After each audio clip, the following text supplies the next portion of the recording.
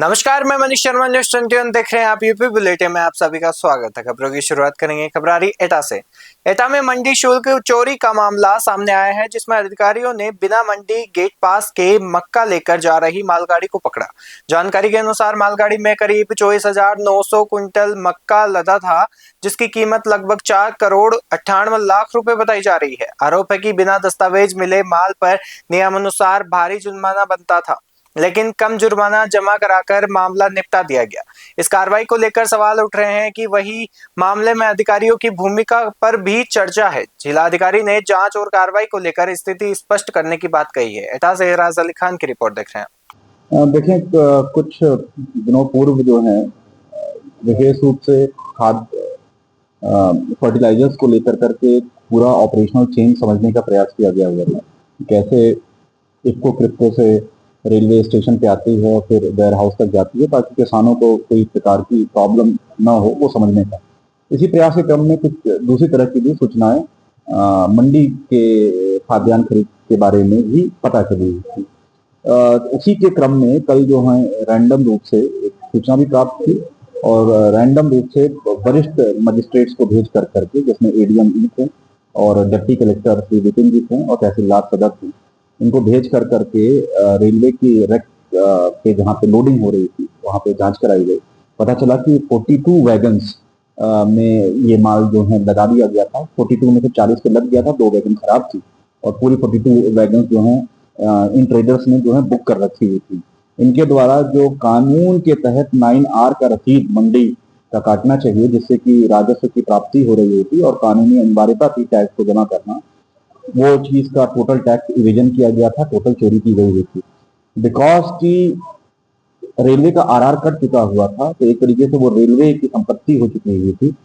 इस हेतु भी प्रयागराज मंडल के सीनियर डिविजनल कमर्शियल मैनेजर से वार्ता की गई कि हम इसको सीज अगर करना चाहें तो क्या प्राधिकार रह रहा होगा। उनके द्वारा अनुरोध किया गया कि क्योंकि अब रेलवे के अंदर ही आ चुका है और वैगन को अनलोड करने में 1 दिन का वक्त लग जा रहा होगा और इस तरह से ट्रेन रोकना मुश्किल होगा, तो वो सौहार्द पूर्वक जो है माल को तो नहीं सीज किया गया, लेकिन कंपाउंडिंग पेनाल्टी जिन ट्रेडर्स के द्वारा ये अवैध रूप से की गई थी, उनको हेवी पेनाल्टी लगाई गई है। 3 ट्रेडर्स जो इसमें प्रथम दृष्टया इन्वॉल्व मिले, उनके लाइसेंस कैंसिलेशन के लिए भी आदेश दिए गए हैं। पूर्व में अगर इस प्रकार की कुछ चीजें हुई हैं तो अलग से उसकी जांच कराई जा रही है। उनके ऊपर भी हेवी समन शुल्क और सेस और जो मंडी शुल्क होता है वो लगाया जाएगा। साथ ही साथ इसमें मंडी के कौन लोग इन्वॉल्व रहे हैं संस्थागत रूप से कराने के लिए, इसकी भी डीपर जो है जांच कराई जाएगी। तो जो पूर्व में एनालिसिस रही थी, उसके क्रम में एक बहुत ही सफल रूप से जो है ये छापा अभियान रहा है। उस माल की लगभग कुल कीमत कितनी है? देखिए, ये 24,900 क्विंटल जो है ये मक्का था और इससे 1% जो हमारा 9R जो करता है मंडी शुल्क रह रहा होता है, तो हमें शुल्क से मतलब है, तो हमने इसका समन शुल्क, सेस और मंडी टैक्स के लिए आदेश दिया हुआ है कि इनके पेनाल्टी के साथ लगाया जाए। सीतापुर के पूर्व भाजपा जिला अध्यक्ष अचिन मेहरोत्रा ने पश्चिम बंगाल विधानसभा चुनाव के दौरान मिले संगठनात्मक अनुभव और सम्मान के लिए भाजपा नेतृत्व का आभार जताया है। उन्होंने बताया कि चुनाव के करीब 3.5 महीने बाद भी पश्चिम बंगाल के कार्यकर्ताओं से उनका जुड़ाव बना हुआ है।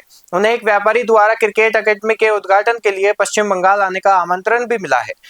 अचिन मेहरोत्रा ने भाजपा प्रदेश अध्यक्ष समीक भट्टाचार्य और नेता प्रतिपक्ष सुबेदु अधिकारी द्वारा भेजे गए पत्रों के लिए धन्यवाद देते हुए कहा कि इससे उनका मनोबल बढ़ा है और संगठन के प्रति उनकी प्रतिबद्धता और मजबूत हुई है। सीतापुर से तालिब अंसारी की रिपोर्ट देख रहे हैं। शामली जिले के किराना में 17 जुलाई को मुख्यमंत्री योगी आदित्यनाथ का प्रस्तावित दौरा है, जिसे लेकर प्रशासन युद्ध स्तर पर तैयारियों में जुटा हुआ है।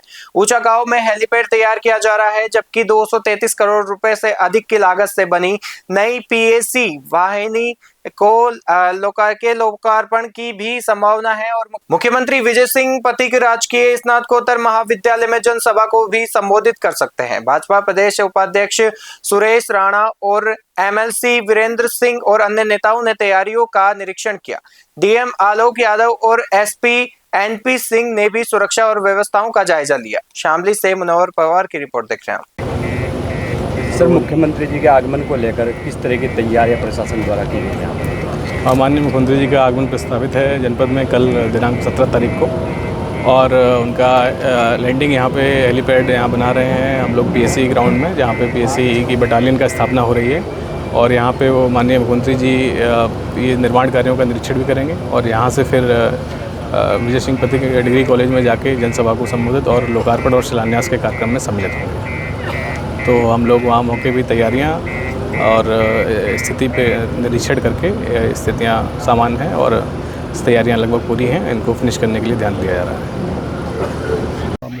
क्या क्या तैयारियाँ नहीं, कैराना में उत्तर प्रदेश के लोकप्रिय, यशस्वी, कर्मशील, विकासशील माननीय मुख्यमंत्री योगी आदित्यनाथ जी का कल आगमन है और सभी लोग बहुत उत्साहित हैं पूरे जनपद के अंदर।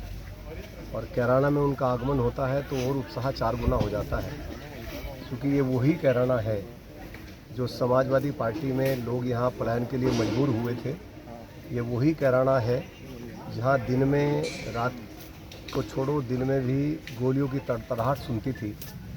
व्यापारियों के साथ फिरौती, छिनैती, हत्याएं, मजबूर होकर के पलायन, वो सब कैराना ने अपनी आंखों से देखा है। आज कैराना विकास की बहुत तेज़ गति पकड़े हुए है। आज शामली जो पलायन के लिए पहचाना जाता था, आज वो शामली पूरे हिंदुस्तान में उद्योग के लिए पहचाना जा रहा है। और यदि इस पहचान को बदलने का काम किया है तो आदरणीय नरेंद्र मोदी जी की प्रेरणा से उत्तर प्रदेश के यशस्वी मुख्यमंत्री योगी आदित्यनाथ जी ने किया है। और वो कैराना में आ रहे हैं तो जन जन के अंदर जोश है, जन जन के अंदर उत्साह है। यहाँ बहुत सारे विकास के काम हुए हैं, उन विकास के कामों का उद्घाटन करने के लिए, नए कामों की समीक्षा करने के लिए कैराना में ही बहुत बड़ा पीएससी का एक सेंटर बना है। लोगों की सुरक्षा को सुनिश्चित करने के लिए यहाँ बहुत बड़ा एक सेंटर आदरणीय योगी आदित्यनाथ जी ने दिया है। अन्य भी बहुत सारे काम शामली के विकास के हुए हैं। तो मैं कह सकता हूँ कि शामली पलक पावड़े बिछा करके माननीय मुख्यमंत्री जी के स्वागत के लिए। क्या 2027 का संकल्प है? आदरणीय मुख्यमंत्री जी लगातार, आपने देखा होगा पूरे 9 वर्षों का कार्यकाल लगातार जनपदों के दौरे पर है और एक एक जनपद में उनके 15-15, 20-20, 25-25 दौरे हुए। एक ज़माना था मुख्यमंत्री 5-5 साल का कार्यकाल पूरा कर लेते थे, लेकिन उत्तर प्रदेश के सब जनपदों के दर्शन नहीं कर पाते थे। ये भारतीय जनता पार्टी की डबल इंजन की सरकार का ज़माना है। यशस्वी मुख्यमंत्री योगी आदित्यनाथ जी ने एक एक ज़िले में कई दर्जन बार दौरा करके योजनाओं की समीक्षा, योजनाओं के क्रियान्वयन की चिंता और बड़ी बड़ी योजनाएं देने का काम किया। उसी का परिणाम है ये। मैं समझता हूँ कि सौभाग्यशाली ज़िला है कि जिसमें 6 नेशनल हाईवे बन रहे हैं, पीएससी कैंप बन रहा है, यहाँ स्टेडियम बन रहा है, यहाँ बहुत बड़ी पुलिस लाइन बन रही है, शानदार कलेक्ट्रेट की बिल्डिंग बन रही है, यहाँ मेडिकल कॉलेज बना है, यहाँ नया जिला अस्पताल बना है, 400 kV का बिजली घर आया है। मैं गिनवा सकता हूँ 100 से 150 काम तो ऐसे हैं जो 15 करोड़ की लागत से ऊपर के। योगी जी देश में कहीं भी जाते हैं तो कैराना मॉडल की बार बार बात करते हैं, उसको लेकर के क्या? नहीं, मैंने बोला कि कैराना के अंदर जो पलायन था, कैराना के ऊपर जो एक विकास का संकट था और कैराना के लोग दहशत में रहते थे। कैराना में बच्चियां स्कूल नहीं जा पाती थी, सामने बोर्ड लगा रहता था, गुंडों से, सुहादों से डर लगता है। यहाँ का व्यापारी बदमाशों से डर कर पलायन कर रहा था क्योंकि व्यापारी की दिन दहाड़े हत्या हो रही थी। उस कैराना को एक सुशासन देने का काम, एक बेहतरीन कानून व्यवस्था देने का काम और उस कैराना को विकास के मॉडल में टॉप पर लाने का काम किया है। तो आदरणीय योगी आदित्यनाथ जी ने किया है, माननीय मुख्यमंत्री जी ने किया है। इसलिए पूरे कैराना में उनके आगमन को लेकर के भारी उत्साह है। कैराना से जो पलायन हुआ था, बीजेपी इस बात को लेकर समर्थन में पूर्ण बहुमत से आई थी, तो क्या कैराना के विकास को लेकर दोबारा से समर्थन में वो मतलब, क्योंकि योगी जी जो है चुनाव से पहले ही दौरा करते हैं, क्या 2027 के चुनाव से पहले इस बार देखा जा रहा है कि पहले ही आ रहे हैं चुनाव? यदि 2022 के बाद आप गिनती करोगे तो दर्जनों बार योगी जी शामली में आए।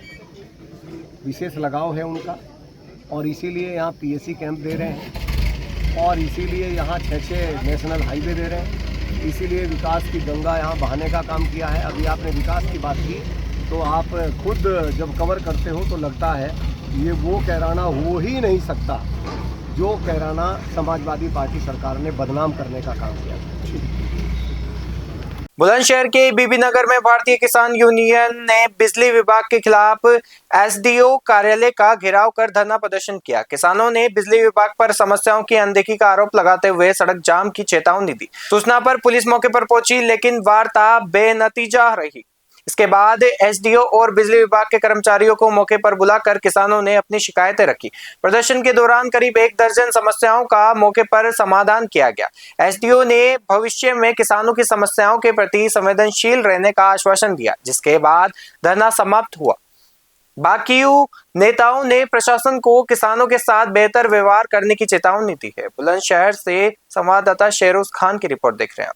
बस्ती जिले में पुलिस अधीक्षक डॉक्टर यशवीर सिंह के निर्देशन में चलाए जा रहे अभियान के तहत गौर पुलिस को बड़ी सफलता मिली है। थाना प्रभारी अतुल अंजान ने पुलिस टीम के साथ लंबे समय से फरार चल रहे पोक्सो और अपहरण के आरोपी जितेंद्र कुमार को गौर रेलवे अंडरपास के पास से गिरफ्तार किया। आरोपी के खिलाफ अपहरण और पोक्सो एक्ट के तहत मुकदमा दर्ज था। यह कार्रवाई अपर पुलिस अधीक्षक श्यामकांत और क्षेत्राधिकारी हरिया स्वर्णिमा सिंह के पर्यवेक्षण में की गई। गिरफ्तार आरोपी को न्यायालय में पेश कर जेल भेज दिया गया है और पुलिस ने अपराधियों के खिलाफ सख्त कानूनी कार्रवाई जारी रखने की बात कही है। बस्ती से दिलीप पांडे की रिपोर्ट देख रहे हैं।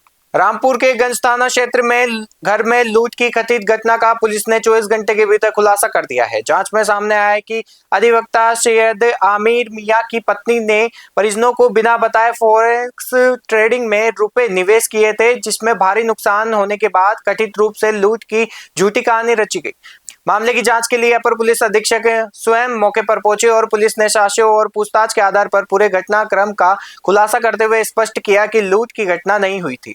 पुलिस ने मामले में नियमानुसार आगे की कार्रवाई शुरू कर दी है। रामपुर से शाहबाज खान की रिपोर्ट देख रहे हैं। थानागंज में कल एक हाउस रॉबरी की सूचना प्राप्त हुई थी करीब दोपहर 2 बजे के आसपास, जिसमें ये बताया गया कि एक आमिर मियां हैं जो एडवोकेट हैं, उनकी धर्मपत्नी अकेले घर पे थी। इसको एक अभियुक्त छत से आया नकाबपोश और उसने चाकू से इन पे जानलेवा हमला किया और उसके बाद इनकी अलमारी को खोल करके उसमें से करीब 15 लाख के जेवर और 1 लाख रुपए नगद ले करके चला गया। उनको चाकू से घायल भी कर दिया। इस पे घटना की गंभीरता को दृष्टिगत रखते हुए तत्काल 4 टीमें हमारी लगाई गई उस पर, इसके अनावरण के लिए, और प्रातःकाल इसका सफल अनावरण कर लिया गया। इसमें पूरी घटना की सत्यता इस प्रकार से है कि जो पीड़िता थी वकील साहब की श्रीमती जी, उनके द्वारा कई ट्रेडिंग प्लेटफॉर्म पे पैसे लगाए गए थे, जिसमें उनको काफ़ी नुकसान हो गया था और उसके पश्चात उन्होंने अपने ही घर के रखे जेवरों को एक गोल्ड लोन फाइनेंस वाली कंपनी में गोल्ड लोन पे रखा और जो पैसे मिले उसको वापस से ट्रेडिंग में रिकवरी के लिए लगाया, लेकिन उस पर भी नुकसान हो गया। अब उसको छुपाने की नीयत से, क्योंकि ये जानकारी उनके न तो पति को थी न तो उनकी सास को थी, तो उसको छुपाने की नीयत से ही उन्होंने इस प्रकार का स्वांग रचा कि उनके साथ ऐसी घटना हो गई।